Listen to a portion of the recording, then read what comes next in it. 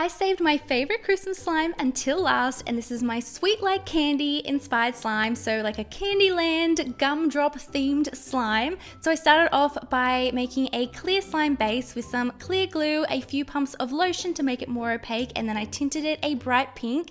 I then also added a lot of glitter just so that this slime would be as magical as possible. Then I scented it like fairy floss because it's pink and I just felt like it went perfectly with this slime, and then I went ahead and activated it.